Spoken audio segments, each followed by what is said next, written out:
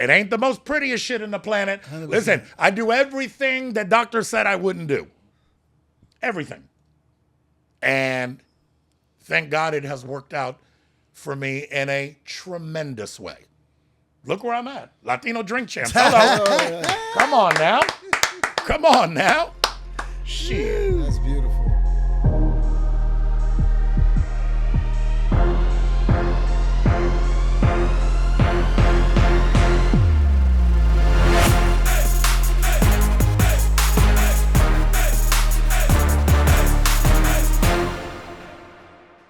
Today, we're blessed with the presence of a legend, the voice of the 305, a man who's curated the sound in Miami for over decades.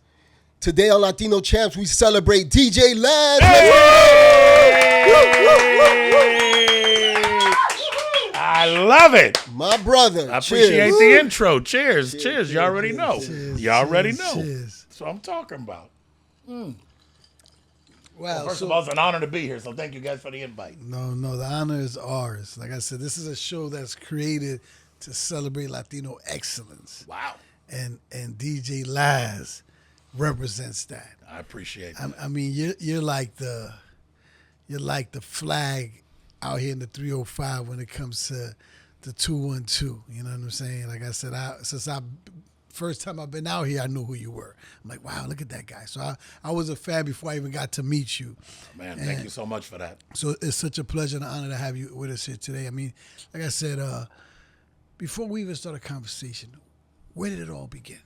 Oh, man. Like what was the time that you said, I want to do this shit? It was a day that I went with my brother, rest in peace. I went to a party with my brother, a house party, and I helped him set up and stuff like that. And then I saw my brother play music, meet girls, and get paid. And I said, that's for me right there. That's exactly how it began, without a doubt. And how old were you then? Woo! I was probably 10, 11. Wow. I started on the radio when I was 14. Really? I'm 54 now. 40 years in the radio game. Wow. How much older is your brother? My brother would have been now, I'm 54, he would have been 64, 65. Oh, so you So say he is he's older, older. much Yeah, older. yeah, he was older than me. Yeah, he had me by about 10 years. You know, we got to shout out the big brothers because All day. Yes. because Alex Sensation was here and said a similar story where he saw his brother was a DJ and he was watching his brother. See the influence brothers have? See, you could have better influence. Look, on look at them. this right here. Bam, bam. He said I could have had better influence. You see? So at 14, you said you were on the radio? On the radio. I remember, and it's all about recognizing opportunity, right? So there was a gentleman by the name of Bob Rosenberg, which was the founder of Will to Power, the group that had, big freestyle records, Dreamin', Say It's Gonna Rain, had a #1 with Baby I Love Your Way, the remake. Bob was supposed to be at this party at a certain time. I went with my brother to go set up the equipment for Bob. Again. And my brother had another gig to go to. Well, Bob, his car broke down. Got a flat tire or something. He's late to the gig. So my brother looks at me and says, hey, this is your time. I got to go. There's nobody here to play music but you, so have fun. And I'm like, oh, shit. What do? You rise to the occasion. So I started playing, and I was pretending I was in my room like I did for so many times. We'll get into this leg story in a second, but I start playing. I'm rocking the party. Bob shows up, and he sees that the party is jumping. And he sits back for 20 minutes and watches me play, even though he was there. But he was like, yo, this kid is really good. And he called my brother. He said, your little brother's gotten good, like really good. I watched him play for 20 minutes, even though I was in a hurry to get there. But he was doing such a good job, I didn't want to fuck up the vibe. And that was the beginning. But for some people, what's the visual for me in sound? Like, what were you playing? Oh, my back God. Then? Like, what was hot? Back then, it was, the freestyle music was always big here. There was hip-hop from New York that was big here. And Miami Booty Shaking Records. Let's just be real. And the vibe was jumping. So when he walked in and he saw that, he just let me go. And then when he jumps on, he was like, hey, we got to talk later. That was a great set. I'm like, oh, shit, okay. Mind you, I'm a kid. And an opportunity came up later on down the line, when Power 96 had an opening, I had already a gig at Hot 105. Because a lot of people don't know this. I started my career at Hot 105. Everybody thinks I started at Power 96. It was 1986. Wow. 86, and I'm on the radio at Hot 105, and we get a program director from who knows where, Alabama, let's just say. And the guy comes in and he says, hey, I'm the new boss. Nice to meet you, blah, blah, blah, blah. But from now on, it's my way. So nobody can pre-record anything. Nobody can do this. Nobody can do that. You got to be here. And I'm thinking to myself, I don't even get money from the radio station. I make my money on the side, doing gigs. And I tell him, I said, I'm already booked. He goes, well, you got a decision to make. And I said, oh, shit, okay. This guy's going to play like this. So I said, okay. My boy was the one running the board. I told him, I got to go do this gig. So I recorded the mix, and I dipped. Well, Murphy's Law has it. On my way back to the radio station, which I would have been on time, I get a flat tire. So they had to rerun my mix that started at 10 and ended at 12. They had to rerun it from 12 to 2. The program director calls the radio station, and he's like, where's Laz? Let me talk to him. My boy's like, oh, shit, what do I say? And he's like, no, he's not here. What do you mean he's not there? Well, he's not here. He had to go. Next day, I get a call. Be at the radio station 8 a.m. on Monday morning. I show up to the radio station. Program director is there, and he goes, where were you? I said, I told you when you first got this job that I don't get paid from the station, that I had side gigs and I had commitments that I could not break. And he said, well, you know what? You're suspended. And I'm thinking, I didn't know you can get suspended from a job that you're not getting paid from. But okay, whatever it is, I'm suspended. And that afternoon, I get a call from somebody at Power. And because this world is this big. Mm-hmm. Word got out, Laz got suspended, blah, blah, blah, blah, blah, blah, blah. They call me and they say, hey, meet me at the radio station. I show up to the radio station. We talk. What do you want to do? I said, I want to be on the radio.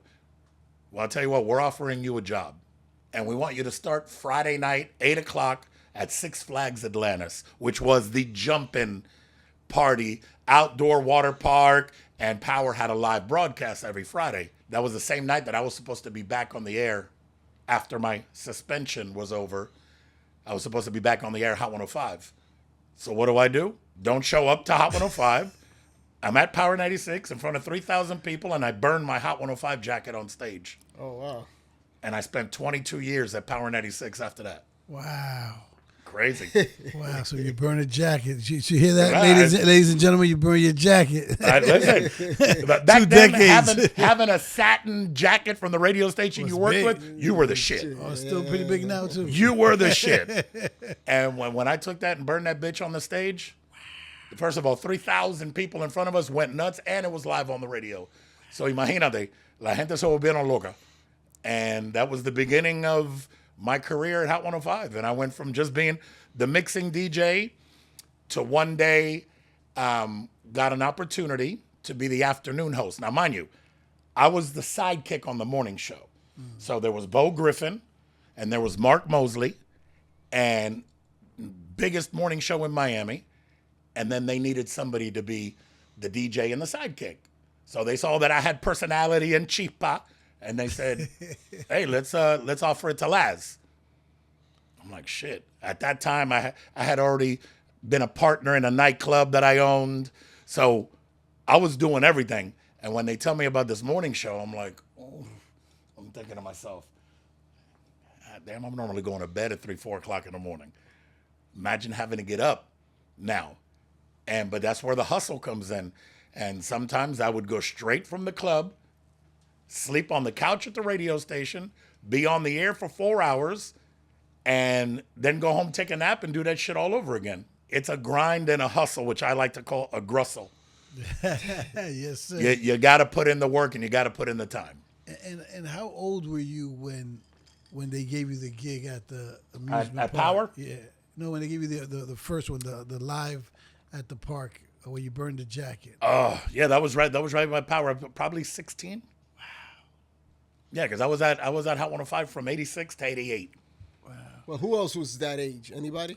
There was a guy named Phil Jones, which was big here back in the day.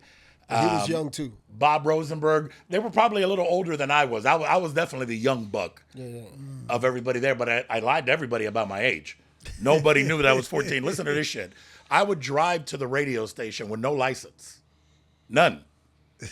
No license at all. I would drive to the radio station, work, and then go home. As the things happened, the day that I got my driver's license, because this is when you get cocky. Of course. I'm like, bitch, I got a license, and what? What's up? Woo! I got pulled over because I was no longer careful. I got a license now, bitch. What are you going to do to me? You know, that was the beginning of the tickets. But at the end of the day, it was awesome to be able to do what I love to do from such a young age. Wow. And to have a career that I've had, without a doubt. As a DJ, who was the first artist you felt like you helped break? Oh, man. All the 2 Live Crew stuff. And then I'm good with Uncle Luke. And Uncle Luke would come and bring me records and this and that. And then he's like, hey, you do remixes? And I'm fucking, I didn't know how to do a remix back then. But I figured it out. And my first remix ever was a song for Nyasia called Who's Got Your Love. And they sent me the acapellas. I had never been to a studio in my life. And they go, all right, do a remix. I'm like, shit. The only thing I knew how to do was live. So I tell the engineer, hey, just record this shit. And he's like, what do you mean? I'm like, I'm going to do it live on the turntables. And that's the way that Nyasia Who Got Your Love remix came out and blew up. Wow. But when Luke was sending records, they were hot already. Or just coming up, Poison Clan, 2 Live, H-Town, Home Team, all that stuff coming up. But I did a bunch of the Luke records too, a bunch of remixes for Luke. But I remember that, for me, the claim to fame, without a doubt, is when Luke called me and he said, yo, Laz, I got this little light-skinned, light-eyed Cuban Chico you need to meet. And I said, okay. So bring him to the radio station. So he brings me Pitt. No way. And this is exactly the way it went down. I'll never forget it. No way. He said, hey, Laz, I want you to meet Pitt, Laz. You Cuban, figure it out. And he walked out. I'm like, okay, well, fuck, I guess we're figuring it out. And it is safe to say, thank God, I think we figured it out. Wow. Incredible. That's cornrows, Pitbull. That's Pitbull with the cornrows. But there was something always about Pitt, always, that when he walked in a room, he commanded attention. Yeah. It's that, I call it that it factor, that not everybody possesses. He did. He walked in a room, he commanded attention. And back then, all he needed was some guidance and polishing and obviously a hit record. And when Luke tells me and him, hey, figure it out, y'all too Cuban, cool. I give him my number, we exchange numbers, cool. He starts bringing me music. And I'm like, nah, not yet. He brings me 1, he brings me 2, brings me 3, 5, 6, 10. Probably about 15 or 16 records. And he got, this ain't it. And then one day he brings me a record called Oye. I call him back and I go, yo, there's something here. And he said, no shit, really? You think? And I go, well, not only do I think, but I think enough that I'm going to play it on the radio this afternoon. I can't tell you how much trouble I got in with program directors and radio station people because of our relationship. But I play that record on the mix in the afternoon. Every phone line lit up. Wow. Everybody. Yo, what record is that? Who's that kid? Blah, blah, blah, blah, blah, blah, blah. Then that was the beginning. I told him, listen, this ain't going to be your big smash globally, but watch what happens with this record. Wow. And that was the beginning. And he got his first paid show. He'll tell you this himself. He got his first paid show off of that record and me playing it on the radio. It was $1,500 and he went and bought his mother a car. Off that one song and one show he was able to do. And then it was, but hardest working motherfucker in the business to this day, by the way. After that, he would call me up and be like, I was playing Mr. Vegas, pull up. And to me, it always sounded like, culo. So he hears me on the radio. It's not Kulo? Yeah, no. Pull up was not. Pull up was The not other record, Kulo. Mr. Vegas. So Mr. Vegas was pull up, and I said Kulo. Chico calls me. He goes, "Hey, do you have an instrumental to that? I got an idea for what I just heard." No way. So I go, "Yeah, boom." I give him the rhythm. He goes and records, and he makes Kulo. Now I'm gonna backtrack a second because before that happened. Remember Jermaine Dupri, Welcome to Atlanta? Of course. Okay, so we're playing Welcome to Atlanta on the radio, full rotation. And he asked me, hey, you got an instrumental to that? And I look on the 12-inch record, and on the back, there was an instrumental. And I go, yeah. He says, I'm coming to get it. Because this wasn't back in, this ain't like now, like email it to me, airdrop it, none of that shit. Comes, I hand him the record. He goes to the studio, comes back the next day. We're Welcome to Miami. So what do? Boom. Playing Welcome to Atlanta, I drop in Welcome to Miami. If you thought the phone lines went crazy for Oye, these people lost their minds for Welcome to Miami. That solidified him in the street like, yo, this is that guy. Damn It Man comes out after that. And it's crazy because Jim Johnson, shout out to Jim Johnson, by the way. Jim Johnson, huge producer. You know, he's worked with everybody, Kelly Rowland, Beyonce, Kid Rock. I mean, you name it, just ran the gamut. I played Jim Johnson's first record when he was Jealous J at Six Flags Atlantis, live on Power 96. He used to be a booty, a Miami booty shaking artist called Jealous J. And he brings me this record. He goes, hey, man, you think you can check this out? I'm live on the radio. I put it in the headphones, I put it on the turntable, and I heard the first 10 seconds. I go, oh, watch this. Boom, and I drop it. Him and all his people were like, holy shit, Laz is playing our record live right now. And lost their mind. So to me, it's amazing that it became full circle that Jimbo produces Damn It Man for Chico. Then the Kulo thing happened, right? Then hotel room service. I'm playing at Martini Bar in South Miami. And Chico's at the bar, like he always was, just chilling, a couple ladies around him. And I play a record. I play a record called Nightcrawlers, Push the Feeling. Bum, bum, bum, bum, bum, bum, bum, bum, bum, bum, bum, bum, bum. And he heard the reaction. He saw it. And he walked right over to the DJ booth and he goes, what the fuck is that? What the fuck is that record? No and way. I tell him, oh, Nightcrawlers, Push the Feeling. He said, I need that. I said, well, I'm done here. Gave it to him. He gives it to Jim Johnson. The rest is history. No Then way. we got Shake, Shake, Shake It, Shake, Shake. When Yin Yang, he calls me up. He says, hey, you got this record called Dendada? I go, yeah, by George Krantz.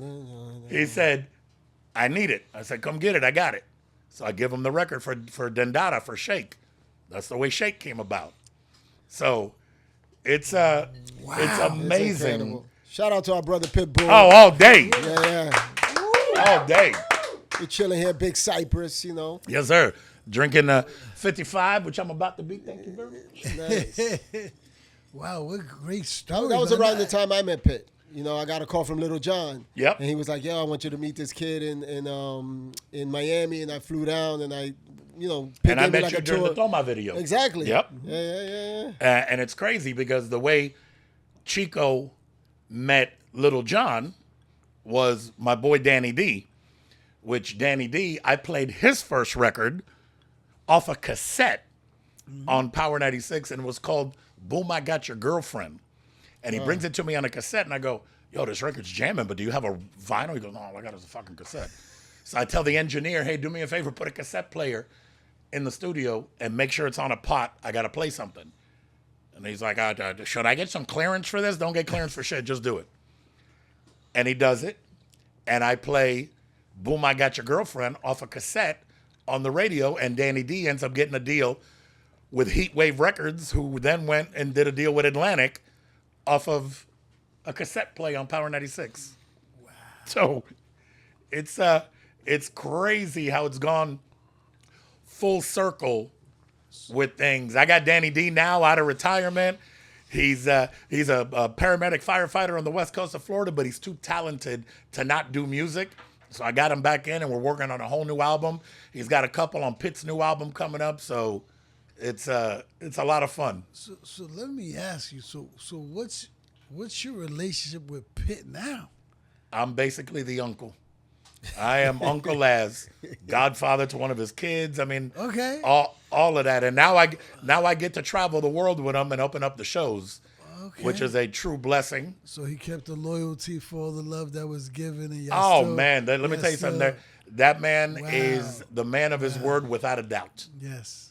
Without a doubt. Yes. And we make a great team. I love it.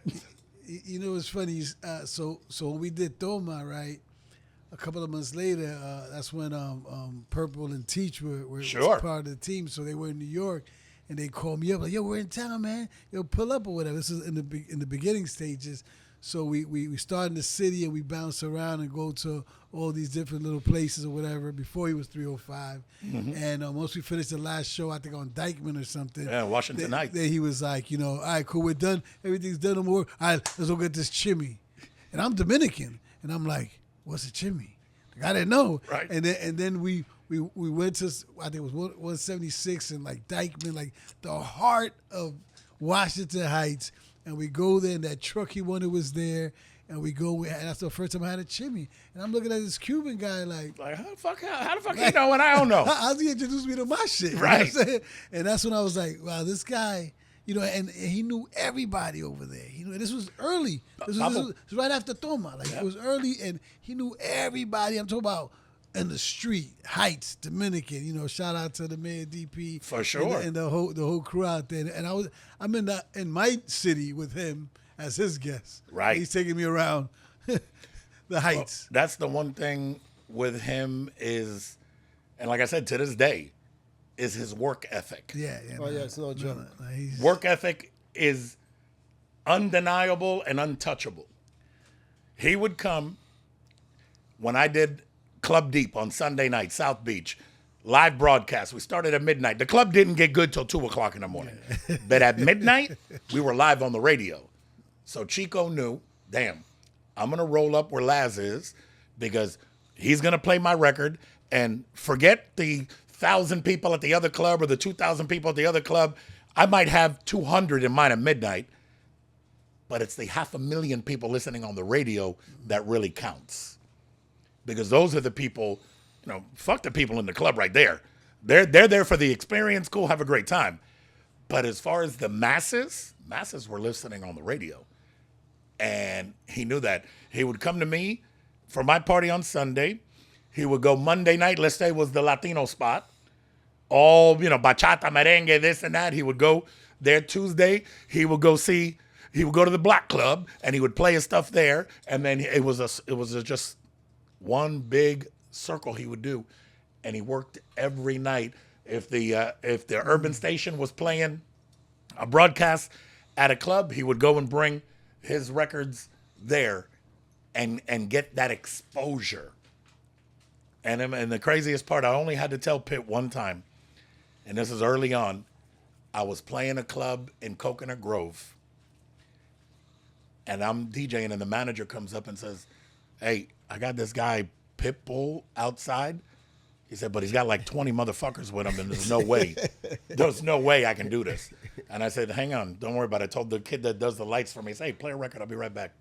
I walked to the front, I pulled Chico to the side, I said, "Hey, let me holler at you for a second." He comes over and I said, "I'm going to give you a quick word of advice. Cut the fat."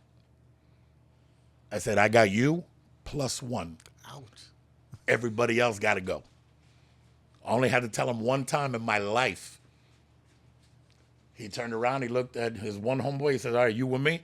Everybody else, I'll see you on the block." And they were like, he's like, "Yo, this is business."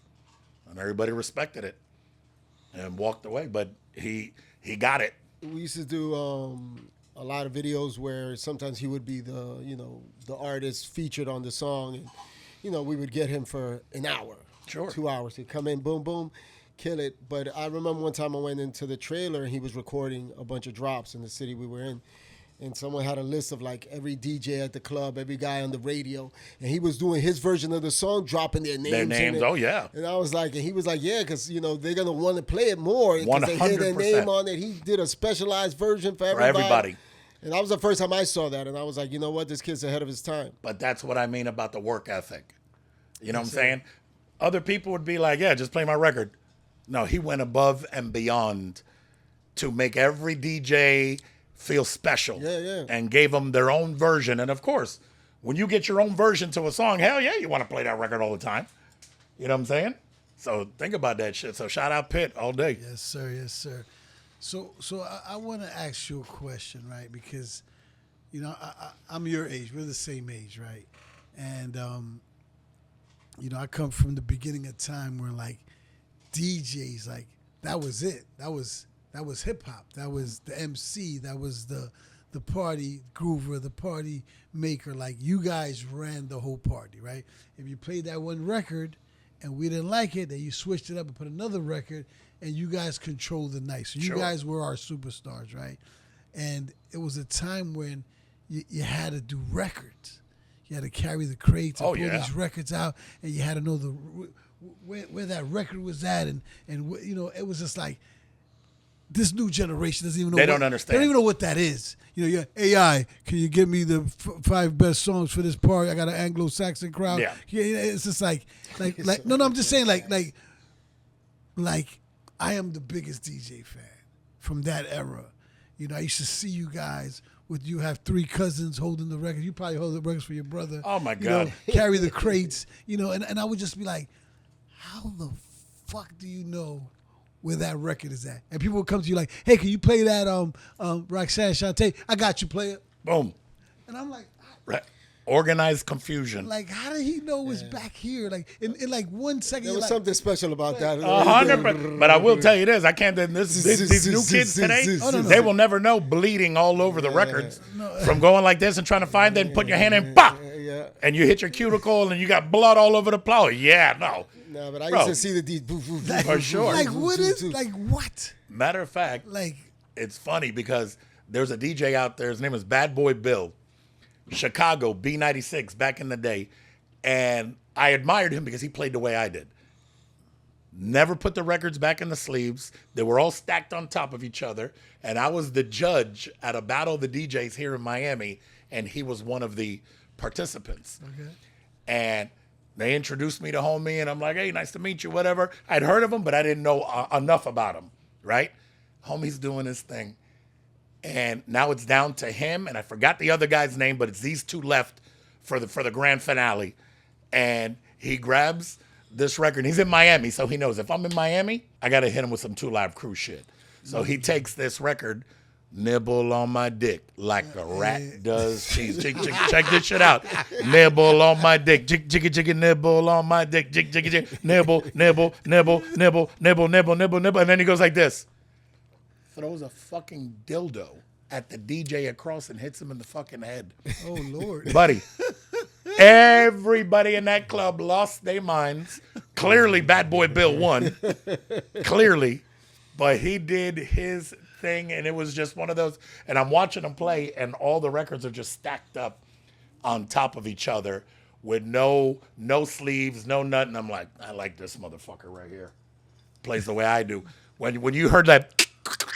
The snap, crackle, pop on records, that's people that actually played records and played them hard. Did you ever get a lot of pressure from other artists, like, you know, to play their record? And sometimes they came with a whack record you didn't want to play? Oh, it's very simple. I'm a very honest motherfucker when it comes to music. Because I know what it takes to play a record, and I know what it takes to make a record. So I tell them all the time, if you bring me music, cool. Just expect a very honest answer. If I ain't fucking with your shit, I'm going to tell you. Go back to the lab. If I told Mr. Worldwide, go back to the lab back in the day, I can tell you go back to the lab. And some people accepted it. Didn't. But there was a record you were wrong about? Oh, buddy. I got 2 of them right off rip. And Charles Chavez, this one's for you, okay? This one's for you. Shout out to Charles Chavez. Charles brings me a record, Baby Bash and Frankie J. Oh, I know. Sugar. Okay? Both my peoples. I hated the fucking record. I thought the record was awful. I was wrong. 100% wrong on that record, and I'm man enough to admit, because when I first heard the record, it just didn't move me. And I'm like, I had to.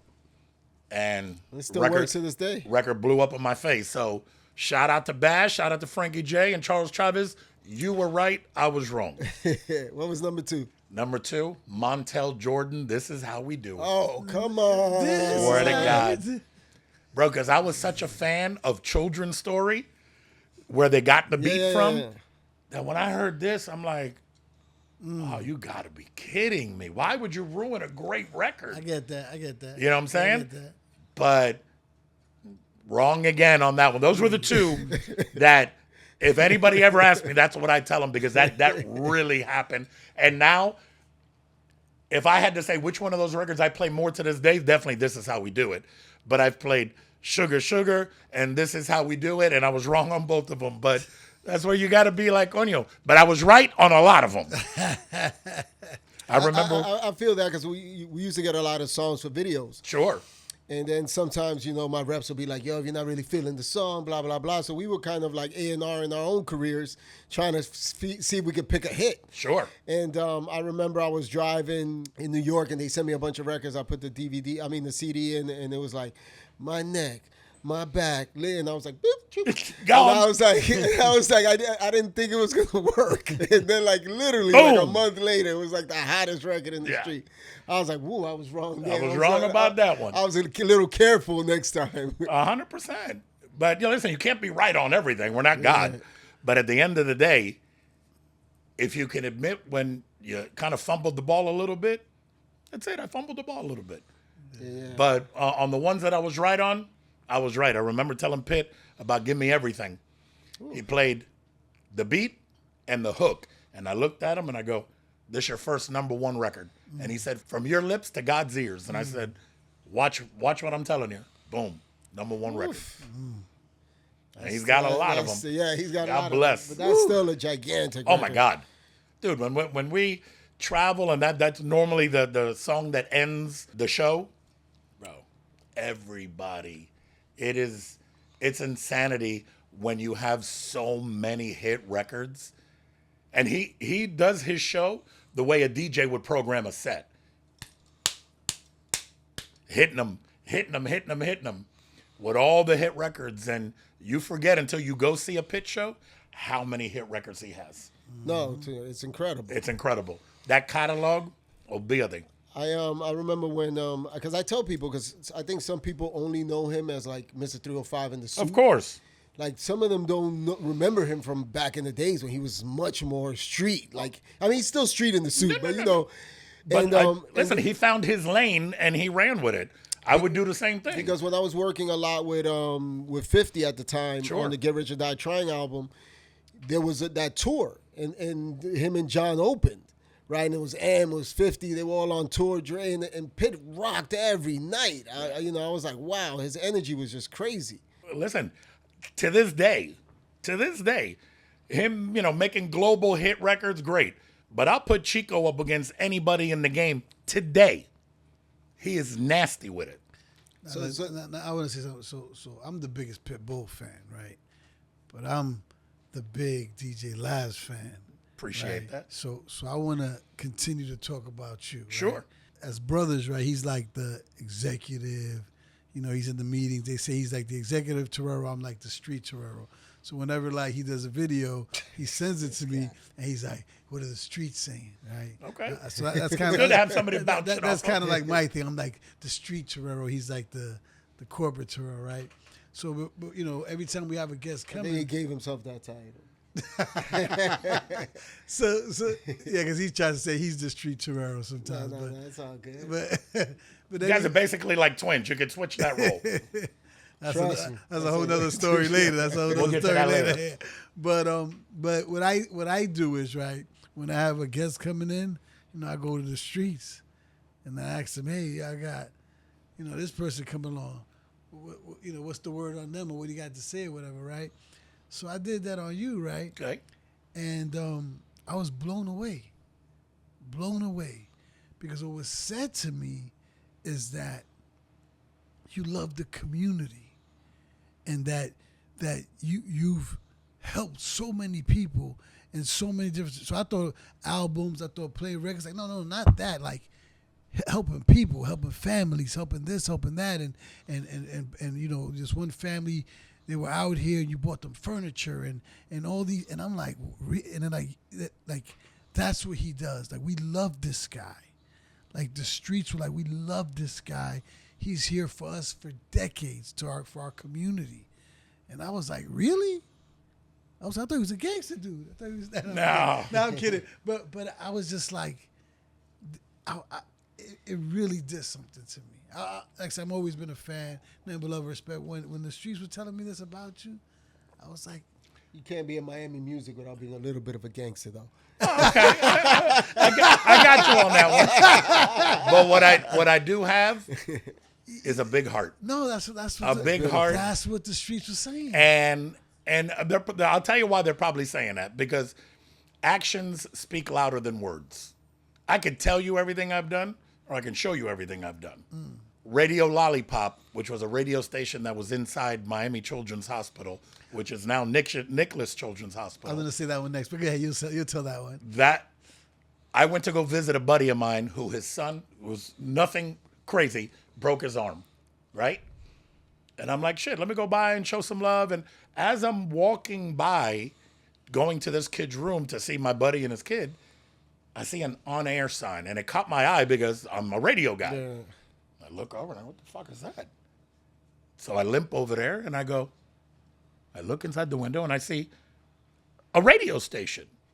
And then somebody says, oh my God, that's DJ Laz. And the director comes out to talk to me and I go, okay, explain to me what this is. I want to get involved. And they said, it's a radio station that broadcasts within the walls of the community, of the hospital, strictly for the kids in the hospital.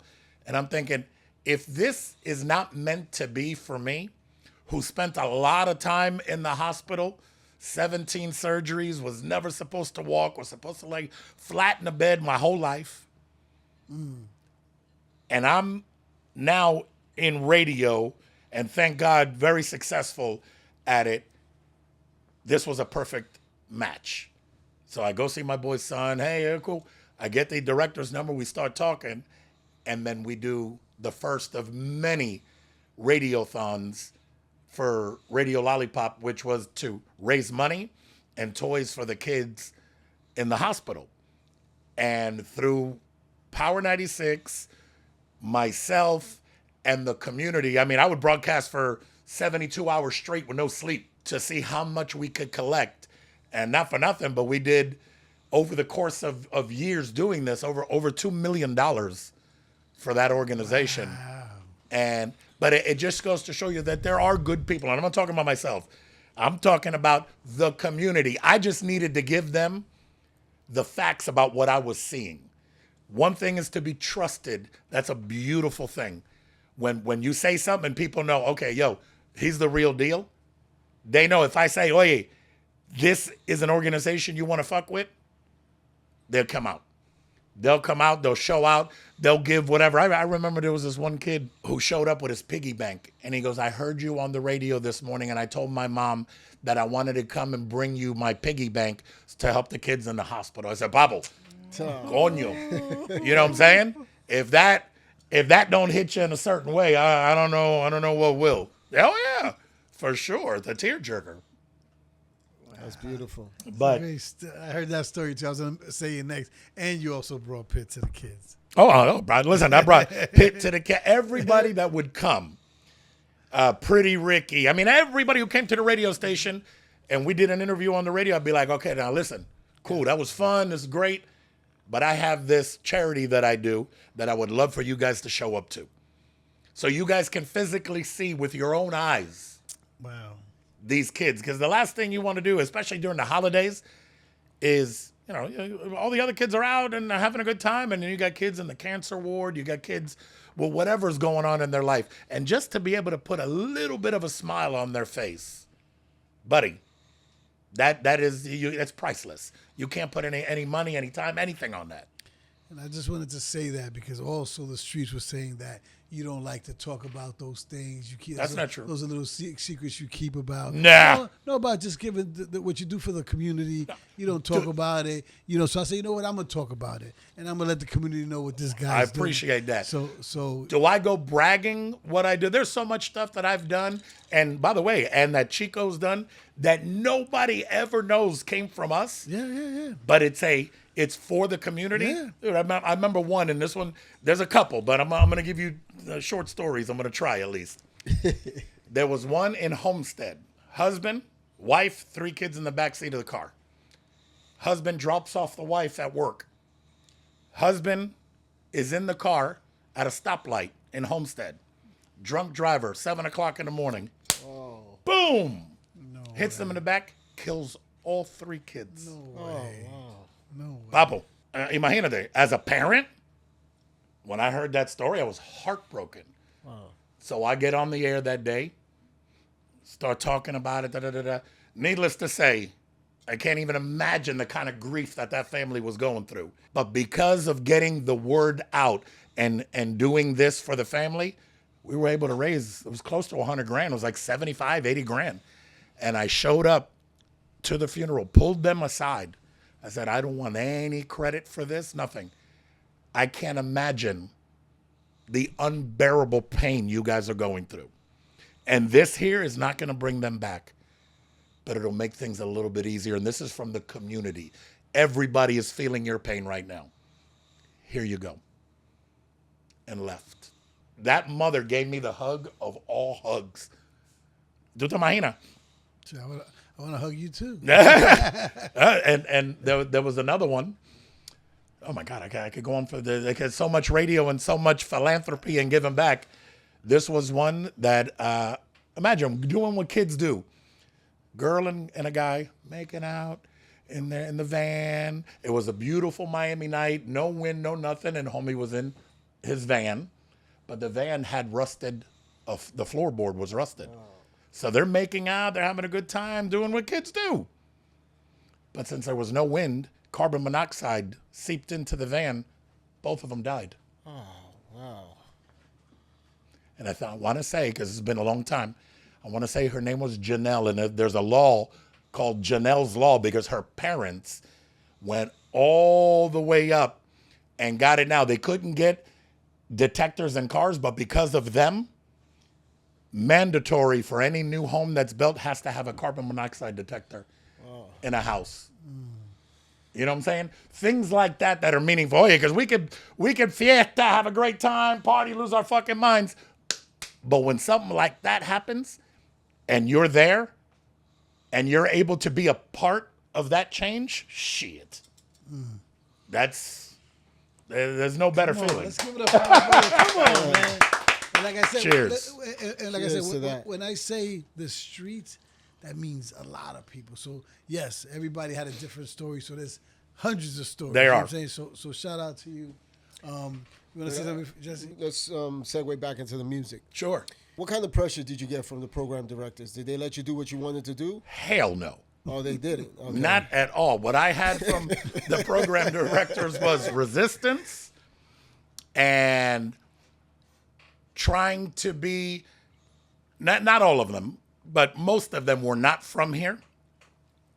Where So I would try to, Where are they from? all the different parts of the country. But Miami is a separate animal from anywhere else you go. Just because you were a program director and you were successful in whatever market does not mean you're going to be successful in Miami. So what would I do if I was a program director going into a new spot? I would pick the brains of the people who are in the street, who are in the know, who are out and about every night, because it's very hard to make a music decision based on just research. And a lot of these program directors, all they go by is research. Somebody told me a long time ago, use research to guide your decision, not make it. And I firmly agree with that, because if I'm in the street and I'm telling you, I go back and report, I worked Friday, Saturday, Sunday, and Monday, I tell you, hey, my man, this record exploded every place that I went this week. Every place that I played, this was the #1 spot. And you don't listen, you're a fucking idiot. Straight up. Facts. What record Facts. you were playing Oh, in the clubs Pablo, that they didn't let you play on the 100. radio? Well, I mean, just, let's start with Pit. Bro, they would give me a hard time about playing Pit records. I mean, to the point where I come In in Miami? In Miami. But it was a power trip thing. It wasn't so much that the records weren't great, because the records were great. It was they hated the relationship that me and him had. And the fact that it didn't go through them to get played, because that's my dog. You know what I'm saying? I call him my nephew, calls me his uncle. So I didn't care that the PD said, you're not playing this record. I'd be like, okay, you're right. I remember once, program director calls me, I'm playing a record, and don't quote me, but I want to say it was Give Me Everything. And the station hadn't added the record yet, which is the dumbest thing on the planet because it was huge everywhere. But because of ego, didn't add the record. Homie calls me while I'm on the air. What are you doing? Take this record off right now.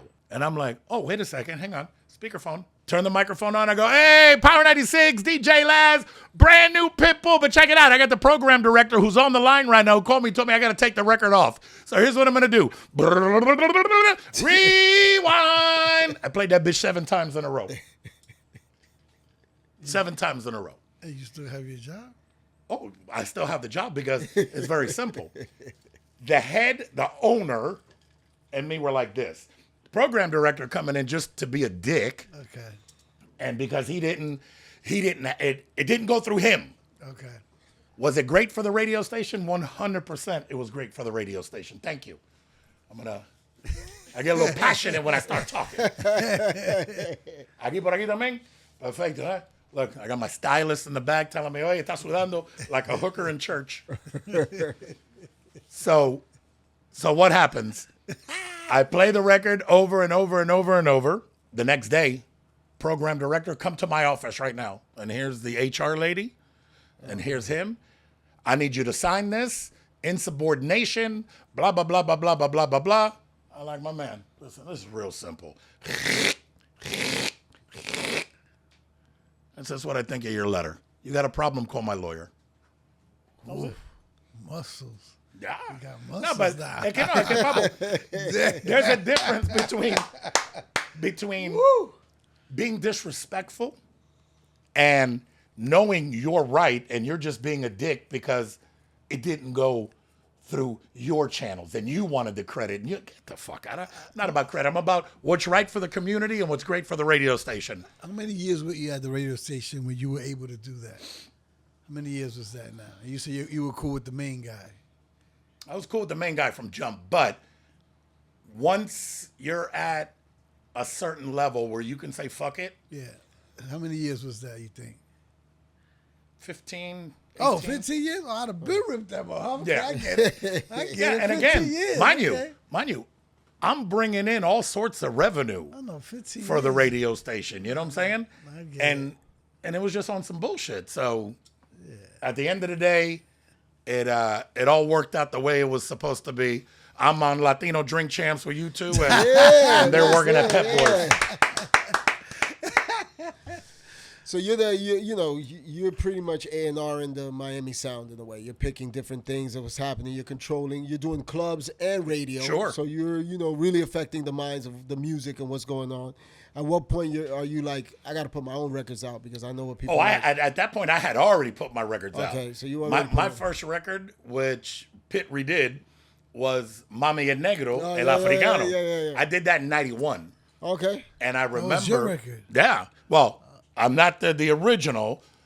No, but the I'm the one that brought it to the general market. Yeah, to the side, mainstream. I remember to the it. mainstream. I So remember it, I remember being at home and mixing with, there was a record called Clay D Boot the Booty.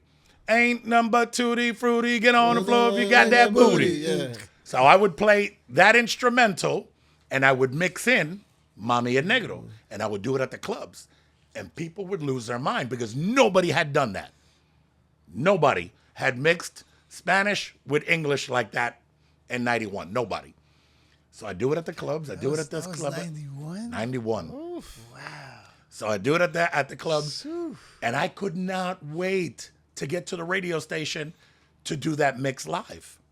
You in the radio station. Oh, yeah. Since 86, you said. Yeah, no, 86, Hot 105 to 88, end of 88, 89, Power, 91, my first album, 93, my second album, 95, I think my third album. I got 6 of them. And there's a difference between knowing that you made a hit or you made a classic. At the time, I knew they were hits. Thank you. I knew they were hits, but I didn't know they were classics. And boy, we got a couple of classics for damn sure. I know all of them. You know what I'm saying? I know all of them. Yeah, from Mami and Negro, Journey in the Bass, Oye Morena, Block Party, which Block Party is crazy because we're talking Dominican Republic. So Block Party is the Hialeah anthem. The Si tu pasa por mi casa, that one. So I'm in DR doing a New Year's Eve gig at Casa Campo. Oh, nice. Okay? That's nice. So I get there a couple days early, me and my homeboys, to hang out because I knew I had to work. And after that, What year is this? I'm just trying to figure shit. out. I'm seeing the story now. So I don't want to lie to you and tell you a year. I don't remember, but it was on my Category 6 album. So whatever year that came out, hell, and Google, whatever year that came out. But I remember in DR, it's me, my homeboy Big Will, and my homeboy Ray. And we go to Casa Campo. Casa Campo's beautiful, We know it very but it was well. very snooty. Yes, yes. You know what I'm saying? It was Especially very, then. you can't really throw down. So I told the driver, I said, oye, I want to go pa la calle. Vamos pa la playa. Vamos. He goes, ¿Quieres ir a la Romana? And I'm like, vamos. So doom, we go. So now we're at the beach. I look at my homeboy and I go, I need a fucking radio. I hand him a knot of money this big. I said, go buy me a radio. Let's get a party started. There's women all over the beach. Everybody's having a great time. Leaves for like 20 minutes. I'm like, yo, where the fuck's this guy at? And all of a sudden, I see him walking down the beach. He's got 8 dudes behind him, and they all have buckets. And I look at my boy Big Will, and I go, Will, what the fuck is this? I gave you money. And he says, listen, motherfucker. He goes, we're on a beach. Ain't no radio. Ain't no nothing. This is the best thing I got. Make it happen. All right, fuck it. It's all right. Couple of drinks. And the guys, I said, oye, it's okay. ¿Qué es lo que ustedes hacen? Vamos a tener una fiesta, dique. Boom. They start playing on the buckets. Nice. Papito. Let me tell you something. Within 5 minutes of them boys playing, we have 200 people around us at the beach. And my boy Ray kept saying, you'll hear this in the song where it says, oh my God, because my boy kept saying, oh my God, every time a bad one walked up, right? And I remember, here come the guys are jamming on the buckets, people are losing their minds, girls are shaking their ass, having a great time. And here he goes, oh my God. And I go, oh, I'm putting that in the song. And then this and that and that. And I said, a que no te lo quita. Pink. The girl takes her top off. I go, oh shit. Now we got something. Soon as I got home, I went to the studio. I called my boy Cito.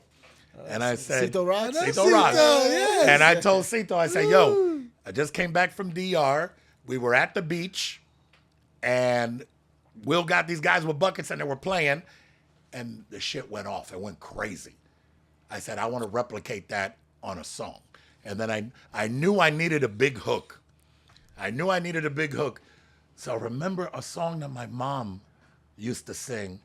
And by that time, mommy had dementia and everything, so I had to call my old man and be like, oye, ¿cómo se llama la canción esa? Que la gente cantaban en Cuba. Tan, tan, tan, tan, tan, tan, tan, tan. He's like, so la gente cantaban. It wasn't a song, it was just like a saying, like a chant that people would do. And I said, cántamela. And he sang it. And I said, oh, there's the fucking hook right there. Went in the booth, recorded the vocals for that, built the track around, oh my God. And the hook, and never dropped $1 in promotion into that record. Never once. Record blew up on its own. You could play that. That is a generational gap record. You could play that record at an old party. You could play that record at a young party. They all lose their minds the exact same way. What's the name of the record? So everybody. It's called Block Party. Yeah. It's called DJ Laz Block Party. Yeah, everybody tune in. And the record, it exploded by itself. But it's one of those things when something is right, it's right. You know what I'm saying? And that was that record. But you've been in the industry a long time, and from a Latino perspective, because I feel like Miami, New York, a couple of cities are different because Latinos had certain level of power, especially 100%.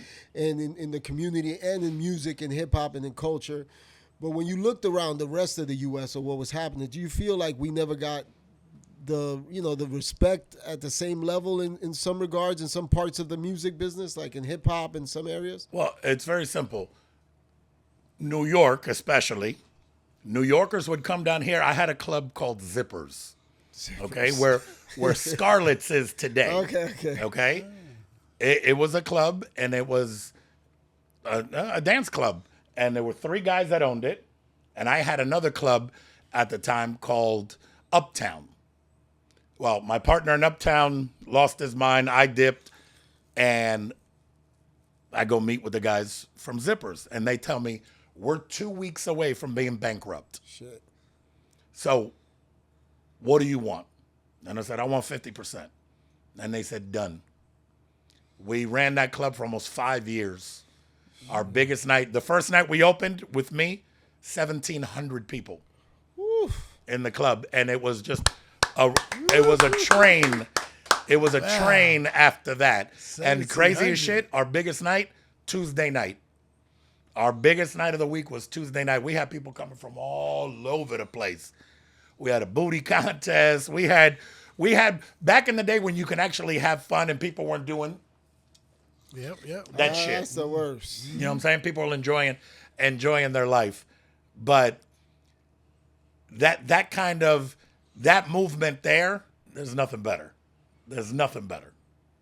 But when you like saying that, like the way people hold their phones and stuff, like artists these days, when I talk to them, they don't speak about the music from their heart. They're trying to chase the algorithm. They're trying to chase something. They're trying to find some snippet that they think might be cool on TikTok as opposed to just making a great record. That's it. How do you feel music has changed with sort of this whole new I wave? think, well, I don't have my phone on me, but I think this phone, pretend there's a phone here. This has... The salute you for not having it. This has ruined the game. At the same time that it is an amazing tool, if you utilize it properly, it is an amazing tool. If you let this rule your life, it's not. And don't get me wrong, I'm as guilty as everybody watching this right now. I catch myself scrolling for no fucking reason. You know what I'm saying? I'm like, what am I doing? Put this shit down. Yeah. That's why I enjoy fishing, because it distracts me away from all that bullshit. But to me, the DJ, which is the heartbeat of the club, if you ask me, and you're jamming and you're rocking and tú estás tocando música para este, para la otra, and everybody's having a great time. But then most of the crowd is just showing the people the fun that they're not having. The fuck you doing? Enjoy the moment. Enjoy the moment. Look, when we do these shows all over the country, phones are out. Yeah. Great. Your favorite performer is in front of you. What are you doing? Enjoy the moment. It's something that we have to deal with because it's part of our lives. And it's crazy because Chico told me years ago, watch, there'll be social media rehab centers in the next 5 years. And he's not lying. No, that's real. Mm-hmm. He's not lying. I already see him popping up because these kids, that's crack. That is the new drug. I went to a nightclub in Vegas, and there was a part of the club that was no phones. Beautiful. And I thought that was the best thing. You walk in there, nobody can use their phone, and it was amazing. Mira, there was a party that I did here in Miami, and the kids were not allowed to bring their phone. Talk about the resistance from those kids at the beginning. Well, I'm not going to the party then. I'm not going to the one. Don't come to the fucking party. It is what it is. But when they actually put their phones down, and there was security in the front, you put the phone in a bag, and your name was on it. You got your phone when you left the party. The most fun those kids have had was without their phone, being able to let loose and enjoy life. Yeah, man. So, and you'll see more and more of these parties pop up No phones allowed. No phones allowed. Because it's a distraction. It really is. Speaking about kids, Uh-oh. you know I got to do my research. Ah! Let's talk about what is this? Okay. Because I'm like, wait a minute, I know this guy. Well, as you can tell, I love dogs. And by the way, this one is not mine. This one is not mine, but he gravitated towards me when I got here. So I told him, you're going to be part of the interview. So, yeah, my little nephew. Whose Right, dog Papa? is that? Whose dog is that? Priscilla's dog. And his name is Oppie. I call him Opie, but whatever. But he's awesome. And I love dogs. And so, yeah, my wife and I decided to make a book along with our friends at AI. We did a children's book called The Adventures of Largo and Lola. And it's obviously for the kids, but it's a real story. You know what I'm saying? That's really me with the real dogs on the back. And I love rescue dogs. To me, they're the best. And Largo, we got when he was 7 weeks old. Somebody threw him in a dumpster. Oh. Special place in hell for people like that. Yes, sir. But that dog hit the lottery with us without a doubt. So we decided to make a children's book, and now we got volume 2 and volume 3 ready to go. Where can we pick that up? Amazon. Amazon. Yeah, it's on Amazon. The Adventures of Largo and Lola. Okay. Nice. You can check it out. But at the end of the day, I know those are your cousins. They're going to be mad because you're here and not them. It was a passion project for a very long time.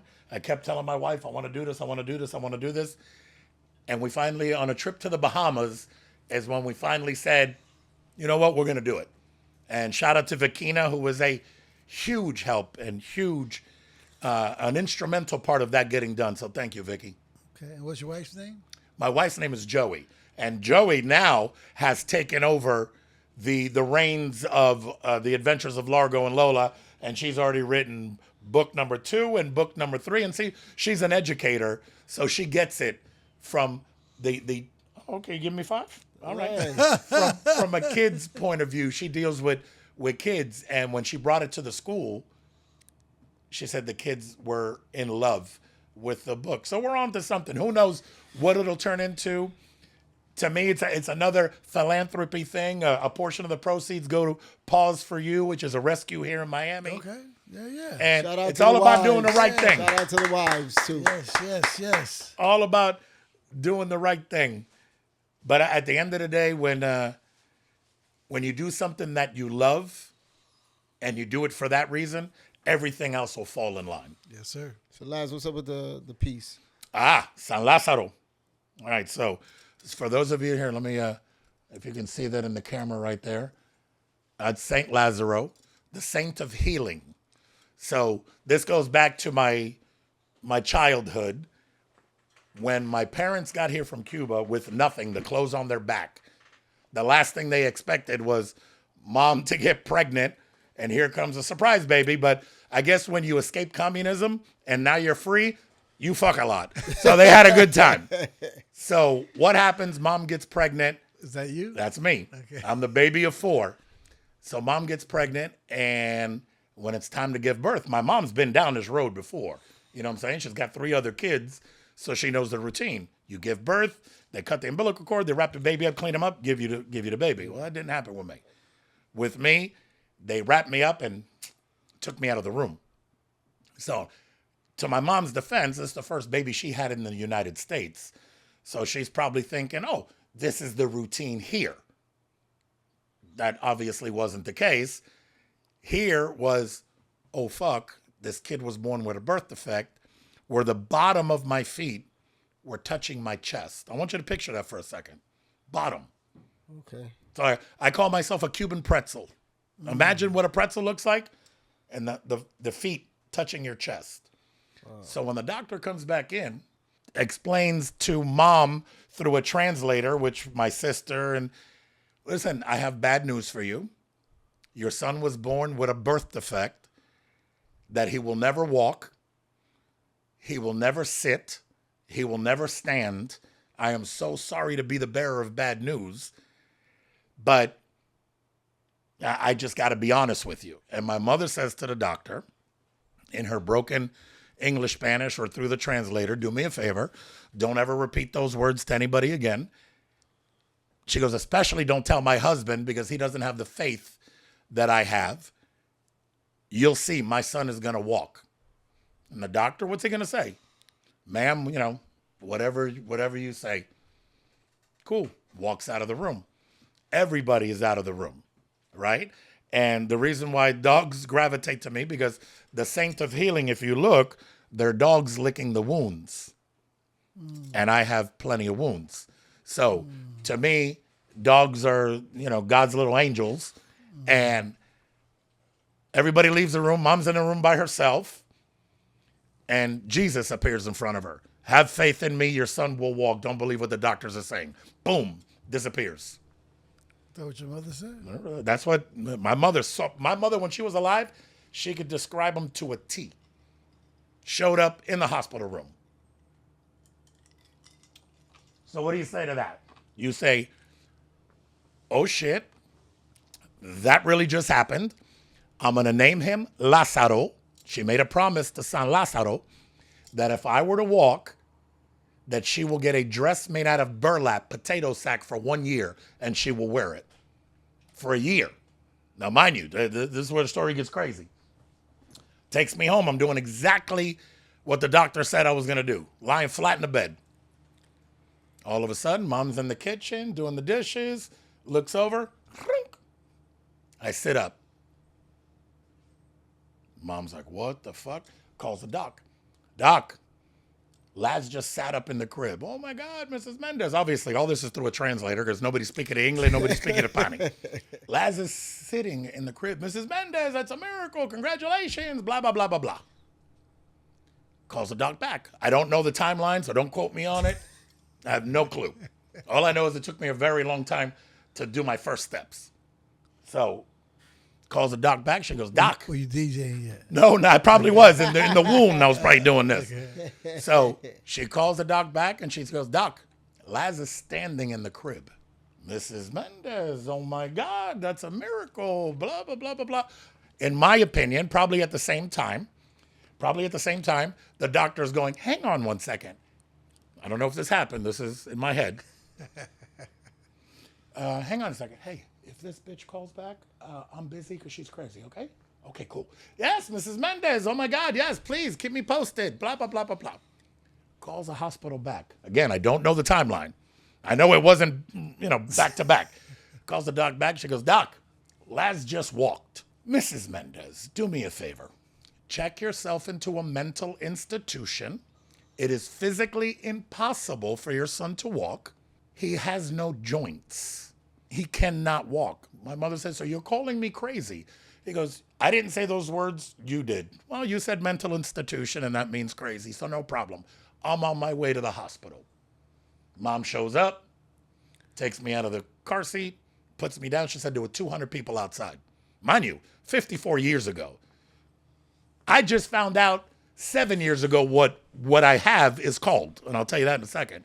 But when she puts me on the ground, she said, all fucked up, I walked to the doctor. Said doctor fell to his knees, couldn't move for 20 minutes.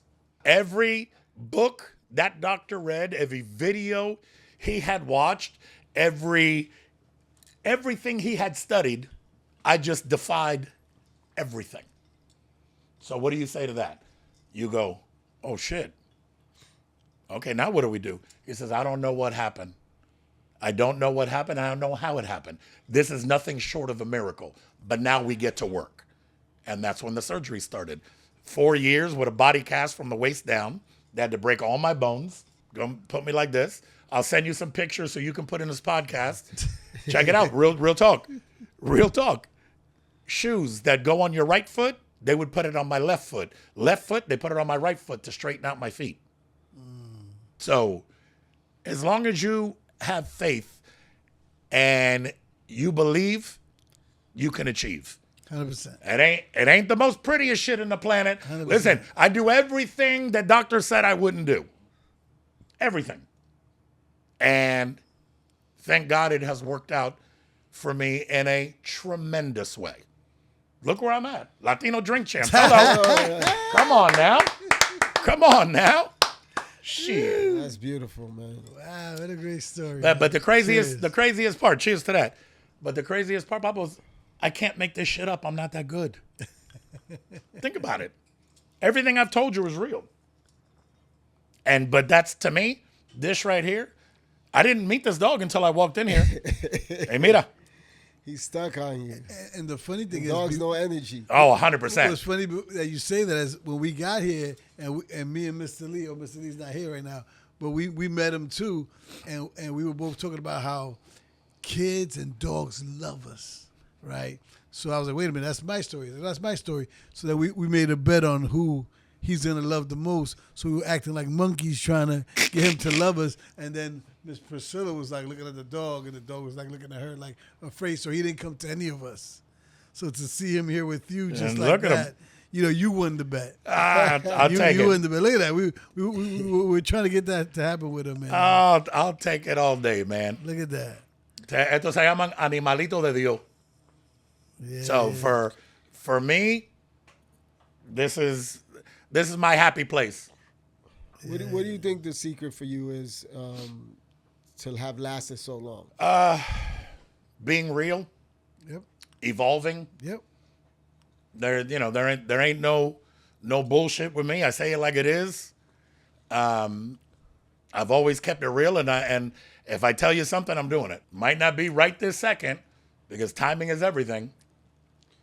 But I think being real and keeping your ear to the street and people being able to trust you.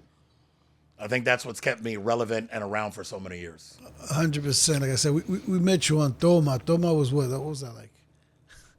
Yeah. Not to age ourselves, but we told our age. No, I'm 54. I'm we're proud not- of it. we're not afraid I'll of be that. 55 this year. Me too. Yeah. I'll be 55 before you. That's all right. You know what? Yeah. We'll throw a party at Century Village. You and I. I'm older than you. No, so I'm just saying. So whatever that was, 2-3 decades ago, right? And then we seen you throughout the decades here, there, this country, that country, and you're the same guy that we shook hands with a couple of decades ago, and that's why I wouldn't say I F with you. That's why I respect you so much. I appreciate that. Like I said, That means the world. It hasn't changed. It's that guy we met, and I'm sure the bank account's a little bigger. Thank God. I'm just saying, I'll bet my life on it, and nothing has changed. You're still the same guy from the. But being real though in an industry that's not real. Like, how do you balance that? Because this I can already tell what kind of guy you are. So how do you deal with some of the fakeness in the industry? I don't deal with fake. Oof. I don't deal with fake. If I'm around you and I see you fake, deuces, I'm gone. Woo. That I don't play with that. Woo. And you're right. We're in a time where the fake gets celebrated and the real get hated. But it's all coming full circle. People are realizing the bullshit. They're realizing the bullshit, and they're seeing. Latino Champs. There you go. And they're Champs. seeing the realness, and they're going, damn. The whole time I was celebrating that, and that's bullshit. I'm gonna go celebrate something real.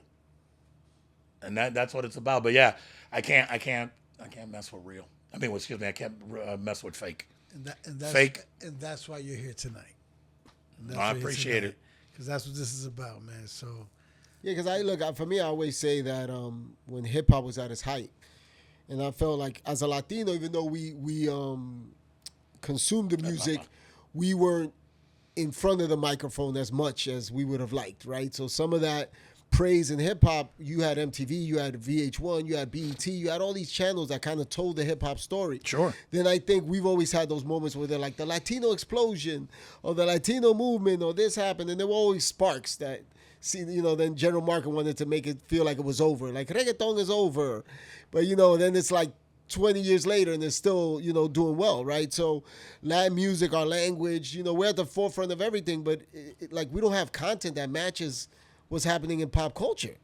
Like, we don't have shows that celebrate our stories, that tell our stories. We can't go on these streaming platforms and watch a bunch of shows that explain who we are and that a story about a guy like Laz in Miami. Like, we don't see it. Well, hopefully we can change that. Yeah. With this podcast and this show, and show people that it doesn't matter where you're from, what color you are, what your religion is. Doesn't matter. Real is real, And when you get a real story, there's no denying it. You know what I'm saying? But and there's no denying Latinos. There's not. Think about this for a second. Now, I always tell people that's why, for me, I was living in LA a long time. And as much as there's like a power in LA with the Latinos, sometimes you just don't feel like you don't feel it, especially like in the Hollywood system. But I feel like Miami is its own thing. Miami is its own place, that's for sure. If you want to feel Latino power, it's here. And that's what I love about Miami, because our language is celebrated here. Everything about being Latino is celebrated here, and it's beautiful. And you're like the pioneer of this whole movement. Well, I appreciate that, and I got to tell you, I did a year and a half in L.A. as well, and there's no place like home. I'm going to sound like Dorothy from the Wizard of Oz. There's no place like home. There's no place like home. Oh, wait, you're dipping on me already? Mommy just walked out. Yes, Hollywood. What do you think people misunderstand about the movement in Miami from a music standpoint? Because like every city, Atlanta, New York, LA gets there. Like, what do you think they misunderstand from Miami? I remember, me dejó lleno de pelo. I remember back in the day when New Yorkers used to come to Miami. We still do. Well, no. But now there's a difference.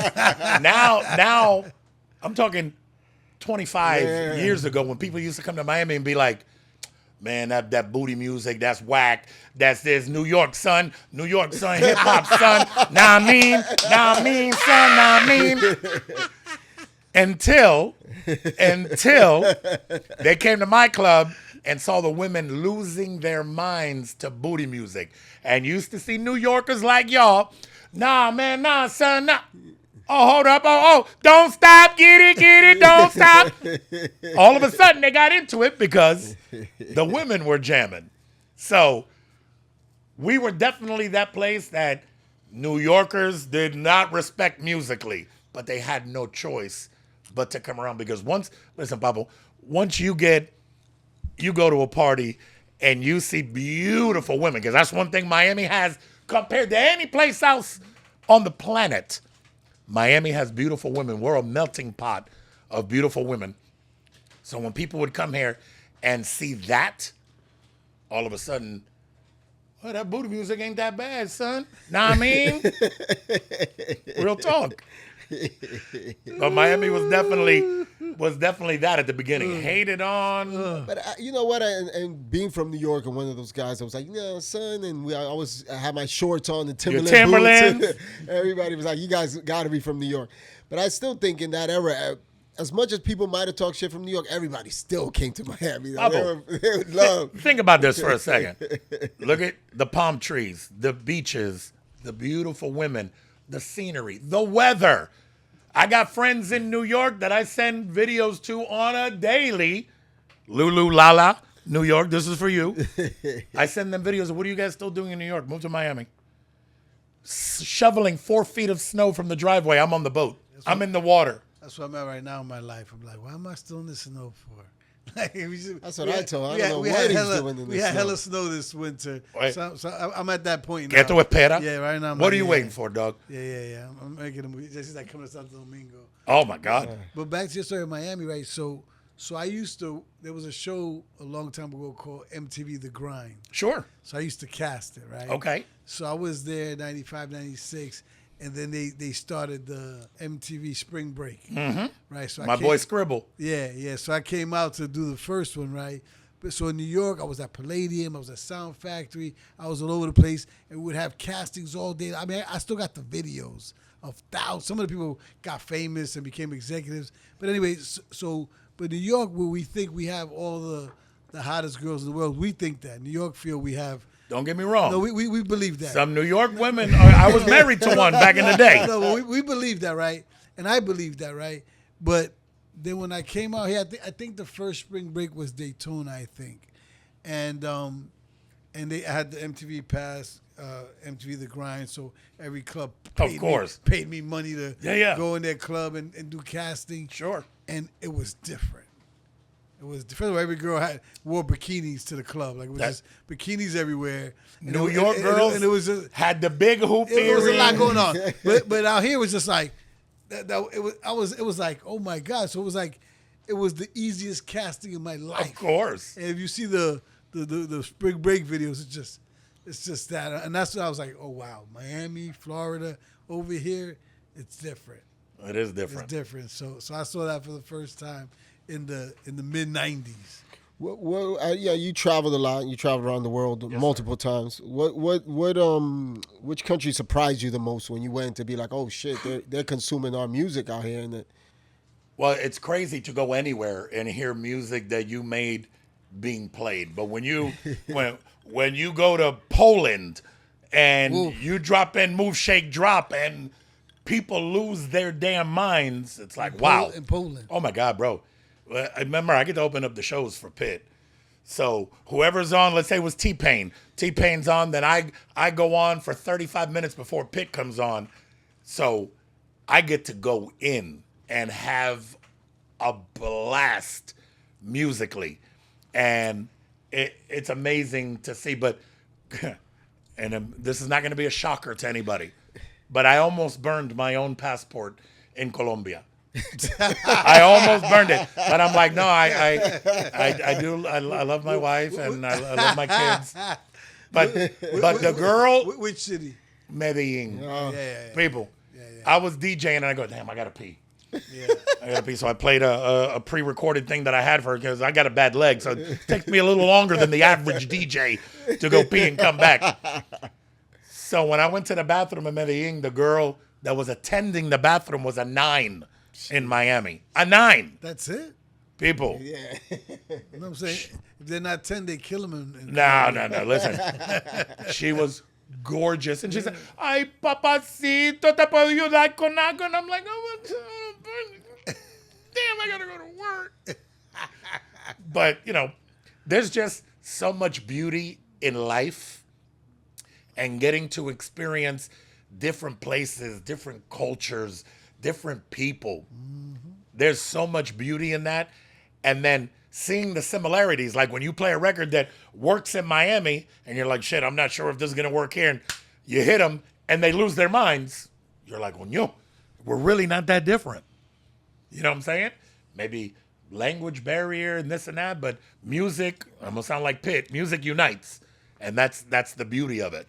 So I felt that. I went I was doing a music documentary on Maluma, and we went to Israel, to Tel Aviv. Yeah.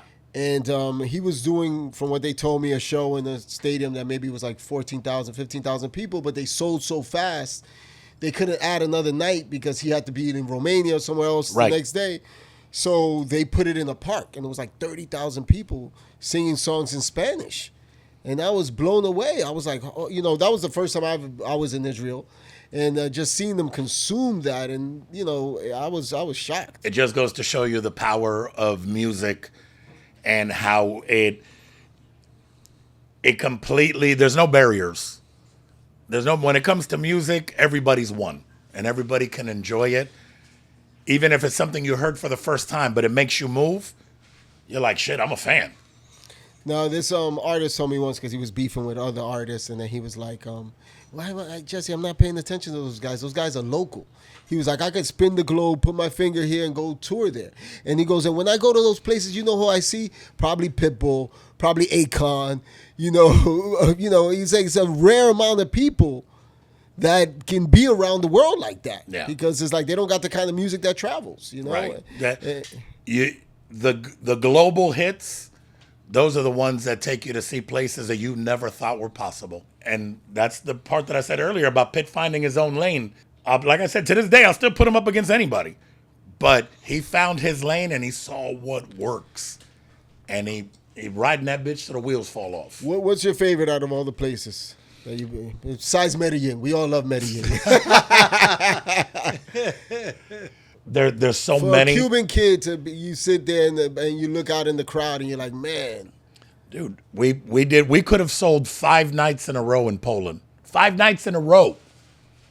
When the tickets went on sale, 125,000 people were left without tickets. In Poland. Wow.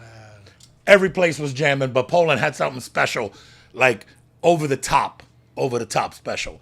But it was just an amazing, and I can't wait we're going back now. The tour starts May 14th. We start in course. Palm Beach. We're doing Tampa after that. Then we do the first leg of the North American tour. Then we're home for like 10 or 12 days. Then it's off to Europe for a month and a half. Then back home for the second leg of the North American tour. Then back to Europe for the second leg of the European tour.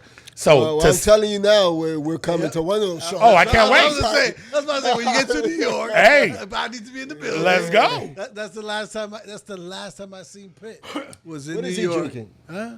He's drinking 55 proof. Let me 55. get a little shot. Oh, there you go. We got to do a shot. Don't give him none of that. Don't give him none of that. Yeah, let's get Give a it to shot. him. Give me No, a no, shot. no, Give me no. a little shot. Give me a little He's a shot. grown ass man. He does 55 tequila. When he walked in, he's like, "You got 85 tequila." Like, "You only got 55 tequila." Like, damn. So don't do that. But Everything here is Latino owned, Latino made. yes, You know. Yes. So it's beautiful. And by the way, that's the beauty too. When you can get to a certain level in your life and in your career where you no longer are working for someone else, you're building your own thing. You know what I'm saying?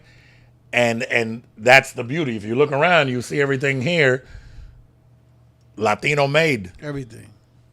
Latino made in Miami. So now people you can talk all the shit you want, but we doing Latino it. crew. There you Latino go. everything. Ya lo you see? sabe. Ya lo sabe. You know, I went to Cuba and I don't not so much into politics, but I have a lot of friends that their parents would never go back. But I went to shoot a music video with Farruko and Jacob Forever. And it was my first time in Havana, and I was like blown away. First of all, the food was incredible. Just everything. Everywhere you turned, it was just beautiful, right? And nobody had Wi-Fi, right? So it was so great to not see people on their phones, see people like playing in the street. It was something that I hadn't seen in a while because ever since people got on their phones, we lost that. We did. Well, what sucks about Cuba is, the communist regime. That's what sucks. I've been to Cuba. I went one time when my aunt, who I'd never met, was on her deathbed. And I said, before this woman dies, I need to see her.